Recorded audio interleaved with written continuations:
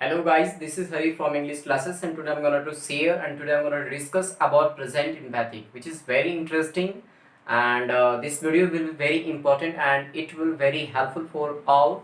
So let's start to discuss about present empathic. Okay, it is very interesting, so it is mandatory for everyone that you must watch this video so that you will get more and more practices in this video. Okay, so see please.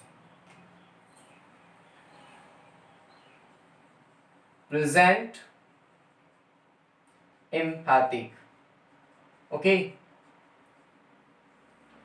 present empathic. So see, first of all we will try to know and how to identify the sentences is in the present form. तो किसी भी sentence को अगर मैं identify करता हूं कि वह सेंटेंस प्रेजेंट में है, पास्ट में या फ्यूचर में है, तो सिंपली हम जानते हैं कि उसके एंड पॉइंट में, ठीक है, हूं, हो आता है। जैसे मैं काम करता तो हूं, वह काम करती तो थी। तो मैंने दो सेंटेंसेस बोला, I have spoken two sentences, मैं काम करता तो हूं, मैं काम करता तो था। दो सेंटेंसेस में हमने क्या देखा, एक में था है, एक में है। तो वो वाली सेंटेंस जिसमें है तो उसको हम प्रेजेंट फॉर्म में बताएंगे, ठीक है। तो व्हेन एक्शन और incident which is happening in present time, in that conditions we can apply that is in the form of present. But what is the meaning of emphatic? Emphatic का मतलब क्या होता है? Emphatic shows stress falsely and strongly. Okay, we have a different type of sentences here, but in that of a sentence, in particular sentence where we just get a stress falsely and strongly in a sentence, in that conditions we can say that this sentence or this structure is in the form of present emphatic. तो emphatic का मतलब होता है कुल मिलाकर के दबाव देना, प्रेशर डालना. Okay, so please just analyze my sentences what I'm just going to say, just like, okay, such as मैं खाता तो हूँ, तुम पानी पीती तो हो, वे विद्यालय जाते तो हैं, राम यहाँ काम करता तो है, मैं अपना पाठ याद करता तो हूँ, प्रधानमंत्री भाषण देता तो है, मेरा भाई गाना गाता तो है, नेता भाषण मंच पर देता तो है. So these are the sentences which I have spoken here. Okay, so definitely it shows present emphatic because we just have to differentiate some of the sentences. Okay, just like two sentences I'm going to say. Okay, just see. मैं खाता हूँ, मैं खाता तो हूँ, ये दोनों sentence में क्या डिफरेंट है? मैं खाता हूँ, this sentence is in the form of simple present tense, but मैं खाता तो हूँ, here we are getting pressure, here we are getting a stress. Okay, so this structure and this sentence should be in the form of present emphatic because in the last sentences we are just getting that here pressure has been just given, pressure दिया जा चुका है, pressure stress मिल रहा है, तो वाली sentence को हम बताएंगे यहाँ पे प्रेजेंट emphatic. अब बात करते हैं कि emphatic जो सेंटेंस होता है वो हम कितने तरीके से या किस जरिए से हम emphatic sentences को कन्वर्ट कर सकता हूँ. तो we have our options. Okay, just pick some of the things that with the help of those things we can just try and we can convert into present emphatic, past emphatic or any other emphatic sentences, just like do, does, did. अभी हमारे पास तीन options है, do, does, did. तो do, does can be used for the present emphatic and did can be used for the past emphatic. ठीक है, लेकिन कभी कभी हम क्या करते हैं, डू डज के साथ हैव लगा करके भी हम एम्फैटिक सेंटेंसेस को बना सकते हैं. जैसे मेरे पास गाड़ी तो है, मेरे पास गाड़ी तो है, ठीक है. तो ये वाली सेंटेंस को भी हम एम्फैटिक में कन्वर्ट कर सकते हैं. तो अभी हमको जानना है कि अभी बनाने के लिए हमको चाहिए डू चाहिए, डज चाहिए और आपका चाहिए डिड. ठीक है, तो ये जो डू और डज है ये आपको शो करेगा प्रेजेंट एम्फैटिक को, ठीक है, प्रेजेंट एम्फैटिक को शो करेगा. और ये जो लगता है वो आपका लगेगा पास्ट एम्फैटिक के लिए. ठीक है, तो do does can be used for the present emphatic. Just try to differentiate between two sentences. See, वह पढ़ती है, वह पढ़ती तो है. Okay, now guys just try to definite two sentences. वह पढ़ती है, वह पढ़ती तो है. In the first sentence we are just getting simple and it is very normal sentence. वह पढ़ती है, that is in the form of simple present tense. But in the second sentence we are just getting वह पढ़ती तो है. It means in this sentence pressure has been given, pressure is being given. So this sentence is in the form of present emphatic. अगर मैं बता देता हूँ वह पढ़ती तो थी तो चला जाएगा past emphatic में. ठीक है, अब हम बात करते हैं इसका स्ट्रक्चर। तो what is the structure of present empathic and where to use and how to use this structure? Okay, so let's see. So please, you must watch, and without skipping you must watch this video till last. Okay, so see, here I'm just going to say about a structure. Subject plus do oblique does plus v1 plus object.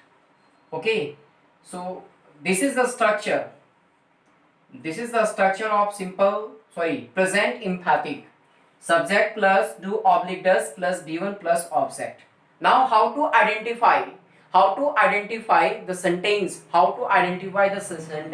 that is in the form of present emphatic or not. Okay, so see, we will get here subject dash dash dash ता तो है, ते तो हैं और ती तो हैं.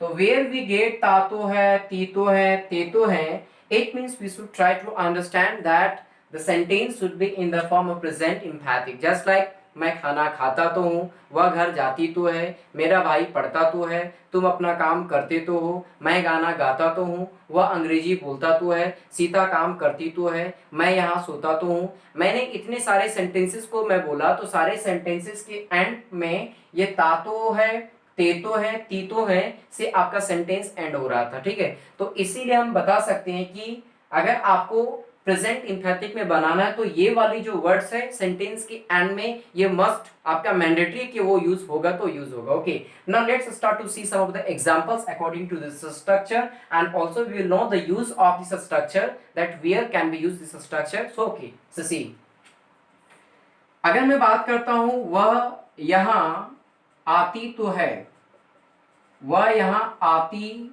तो है, सबसे पहले हम सब्जेक्ट यूज करेंगे, उसके बाद डू डज यूज करेंगे, उसके बाद V1 यूज करेंगे, उसके बाद ऑब्जेक्ट यूज करेंगे. तो okay student, see we have to use subject, that is right, but in the second time we just have to use do does. Okay, ये आपका जो है आपका सपोर्टिंग वर्ब है. ठीक है, तो अब बात करते हैं कि डू कहाँ पे लगेगा और डज कहाँ पे लगेगा. सिंगुलर सब्जेक्ट के लिए हम लगाते हैं डज और प्लूरल सब्जेक्ट के लगाते हैं हम डू. ठीक है, जैसे हम देखते हैं कि अगर आपका सब्जेक्ट के प्लेस पे आई हो, वी हो, यू हो, दे हो या किसी भी प्रकार का प्लूरल सब्जेक्ट हो तो उसके प्लेस पे हम डू लगाएंगे. लेकिन अगर आपके सब्जेक्ट के प्लेस पे ही, सी, इट, नेम या कोई भी सिंगुलर सब्जेक्ट हो तो उसके प्लेस पे हम डज लगाते हैं. अब बात करते हैं कि डू डज तो लगा दी, ये आपका सपोर्टिंग वर्ब हुआ. अब यहाँ पे V1 आ गया. ठीक है, तो V1 लगाना जो आपका प्रिंसिपल वर्ब है, मेन वर्ब है, then we must use at the last of a sentence, that is the object. हम उसके बाद ऑब्जेक्ट का यूज करेंगे. जैसे ये सेंटेंस है, वह यहाँ आती तो है, वह यहाँ आती तो है, तो वह का इंग्लिश हो गया सी. अब सी के साथ क्या लगेगा, डज. अब आना का इंग्लिश क्या होगा, कम, और यहाँ पे हो गया here, she does come here, जो कि ये आपका क्या है, सब्जेक्ट है. ये आपका क्या है, सपोर्टिंग वर्ब है. ये आपका क्या है, मेन वर्ब क्या है, और ये आपका जो है वो एडवर्ब है. ठीक है, तो subject plus do oblique does plus V1 plus object. Now we see next sentence, that is मैं वहां जाता तो हूं, मैं वहां जाता तो हूं. मैं का इंग्लिश क्या हुआ, आई के साथ क्या लगेगा, डू, और जाना का क्या होगा, गो, और वहां का इंग्लिश क्या होगा, there. I do go there. ठीक है, वे लोग गाना गाते तो हैं, वे लोग गाना गाते तो हैं. तो वे लोग का इंग्लिश क्या होता है guys, they do sing a song. ठीक है, अब नेक्स्ट सेंटेंस में लेता हूं, सीता अपना पाठ याद करती तो है. ओके, करती तो है, तो Sita does learn. Okay, Sita does learn, और यहाँ पे हम दूसरा वर्ड भी यूज करते हैं, remember, Sita does learn her lesson. Okay, अब बात करते हैं कि सीता यहाँ पे क्या है, सब्जेक्ट है, और ये सब्जेक्ट मतलब क्या है, एक नाउन है. अगर नाउन को हम बताएंगे कौन सा में है, ये फेमिनाइन जेंडर है. ठीक है, फेमिनाइन जेंडर. तो ये अगर ये फेमिनाइन जेंडर, अब यहाँ पे देखिए कि हर लिखा हुआ है, तो इसके लिए जो हम हर का यूज किए हैं वो आपका पजेसिव एडजेक्टिव के तौर पे किए, इसीलिए ये फेमिनाइन जेंडर है। सीता रहा तो हर, अगर कोई लड़का रहा तो लड़के के लिए ही, और ही के लिए यहाँ पे हिज लगता। तो Sita does learn her lesson, Sita अपना पाठ याद करती तो है। ओके, नाउ नेक्स्ट सेंटेंस, जैसी तुम मुंबई तुम मुंबई में काम करते तो हो, तुम मुंबई में काम करते तो हो। You do work in Mumbai. Okay, you do work in Mumbai. अब हम इतना पढ़ने के बाद हम जानते हैं कि how to convert into negative sentence of your present emphatic, means how to convert into negative structure of present emphatic. So we just have to take a one thing, that suppose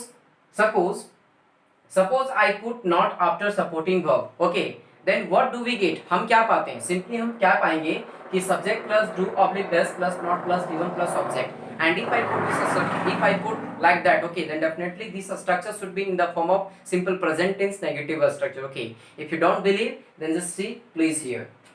Suppose I write here subject plus do oblique does plus not plus V1 plus object. अगर मैं ये वाली structure को लिखता हूँ negative form में बनाने के लिए कि सब्जेक्ट लगा दिए, डू डज लगा दिए, नॉट लगा दिए, V1 लगा दिए, ऑब्जेक्ट लगा दिए, तो इसको लगाने के बाद फिर क्या होता है कि ये सेंटेंस में अगर आपने नॉट लगाया तो वह आपका जो स्ट्रक्चर है वो कन्वर्ट होता है आपका सिंपल प्रेजेंट टेंस का, वो नेगेटिव स्ट्रक्चर बन रहा है। Subject plus do oblique does plus not plus V1 plus object, simple present tense का नेगेटिव स्ट्रक्चर। तो generally it is used in positive form. Okay, इसको हम ज्यादातर क्या यूज करते हैं? पॉजिटिव फॉर्म में यूज करते हैं। तो suppose you just have to say these are the sentences, and suppose it is mandatory that we just learn these are the structures, so that means we can speak more and more.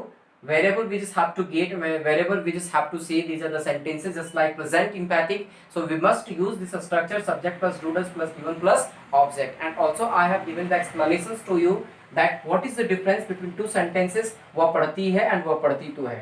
अभी मैंने आपको यह भी बताया कि do कहाँ पे लगेगा और डज कहाँ पे लगेगा। मैंने आपको एज ट्रांसलेशन में करके दिखाया कि कैसे इसको हम कन्वर्ट करेंगे।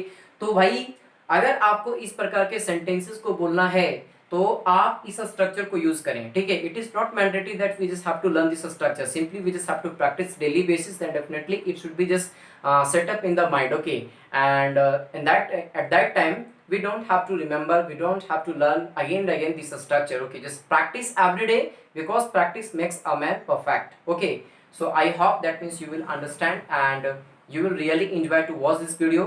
So please must watch. And finally I would like to give a message to you all that please subscribe my channel, share this video to more and more people, so that, and press the bell icon so that you will get more updates videos. Okay, take care and thank you.